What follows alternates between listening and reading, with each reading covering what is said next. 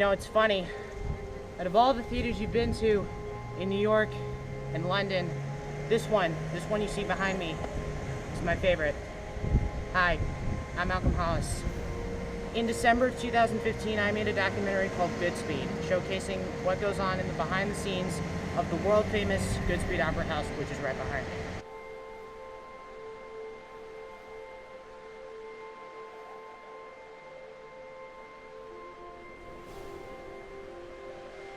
Oh, you know what? Actually, it was my dad. He was a businessman and he traveled to London a lot when I was a kid. And he'd always bring back cast albums from whatever the hit shows were of the day. And it was mostly Andrew Lloyd Webber stuff like Cats and Sunset Boulevard. Yeah. And he'd put them on in the car. And there was something about the music that just spoke to me. Yeah, Andrew Lloyd Webber, he's great. Yeah, and we'd sing along in the car, and I was like, this is really cool. Yeah. I think I'm like wanting to do this. When I was 5, I went to church, and you had to be 5 years old to go up. There's one part when the minister would say, "Oh, let all the children come up and sit there," and then he would, talk to them and sort of interview them. And when I was I wanted to do it because my sister was 2 years older than me. And she got to go up there, and so finally when I turned 5, he said, "Oh," and so got to go up, and then he said, "Oh, we have a new person up here, little Frankie," and he said, "Frankie, what did you do this week?" And I started talking, and 10 minutes later, I was still talking. While I was in high school, I became involved with the theater program and discovered that I really liked using my hands and putting things together. But one of the main things I also learned during that period of time is that I sort of seem to have a knack for managing resources, people, things, money, and things of that sort. And that sort of led me to the direction of production management, which is essentially resource management. I think when I was young, I went to Universal Studios and took their tour. And one part of the tour is the tram takes you to the props barn, and I was just fascinated by that. Yeah.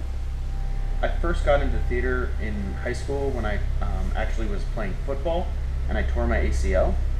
So I was on crutches, and I couldn't play football anymore because I'm not a great athlete, so I wasn't going to get all those crazy surgeries. And I wound up in the theater and learned how to build some basic scenery, and then I enjoyed it. Well, I've done theater all my life, so this was an opportunity that came to me that I'd never done before.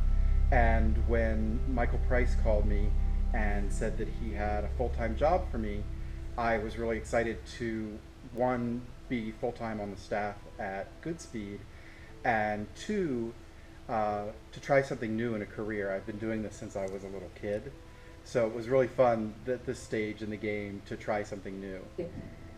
We kind of take experiences like throughout our life and and they color who we are as people, and then obviously who we are as actors. Yeah, indeed, absolutely. Yeah. I had an acting teacher when I first moved to New York, and her name is Laura Henry, and she was my acting teacher for 2 years in New York. And then when I moved to Los Angeles, she was my teacher there for 3.5 years, and she really taught me how to act. The first person who comes to mind is Michael Price, who was my boss for over 20 years and ran this organization, and I learned a lot from him. Because I had a great aunt who lived in Connecticut. I'm from California. And I had an art degree, and she decided I wasn't using it, so she made a list of theaters that I needed to apply to, and Goodspeed was on the list, and I came and applied, and they called me back, and that was 19 years ago. My first technical director in high school, Andreas Pigbo, he taught me everything that I knew about carpentry before I had any formal lessons. So he taught me all of the basics of theater construction, how to put a flat together, how to put a platform together, how to use joint compound, all of the really basic stuff. We have so many different great designers that come through here. I think it's really cool when you have the big Broadway designers that you get to work with, but it's also really great when there's someone starting, sort of towards the bottom of the ladder who gets to come up and design a show here as well. It's so silly, but I'm going to say the view. You rarely have a window in your dressing room, and if you do have a window, you're usually looking out either at another building or down at a street where there's traffic and honking horns Yeah. and people. Yeah, but the view. So coming here every morning and getting to look at, like, well, the leaves are all down now, but it used to be like gorgeous leaves and this river. It's very magical. Well, we're in it right now. This theater is so beautiful, and it's 140 years old. Probably the most exciting part, and I'm going to use the connotation of exciting, can also mean scary, which is meeting the deadlines that we need to meet. You know, it's the shows. It's always something new. I love doing the changeovers. They're unique to this scale of theater.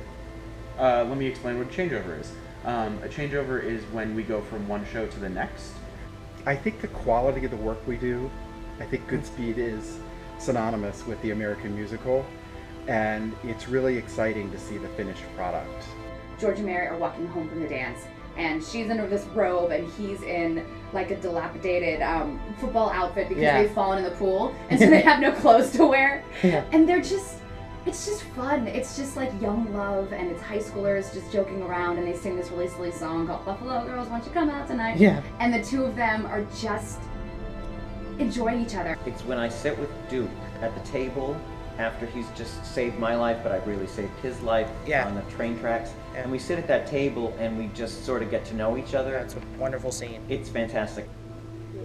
Is standing on a bridge, thinking of jumping off the bridge to end his life, and the way that was repurposed in our stage production was to The be train. standing in front of a train. Yeah. So I think that was probably the most interesting thing, adaptation of that. I love the scene at the end where he's like, I can't believe that I thought about killing myself, and just the love that he's shown, the love that George has shown from the town, and I think that scene translated really, really well to the stage.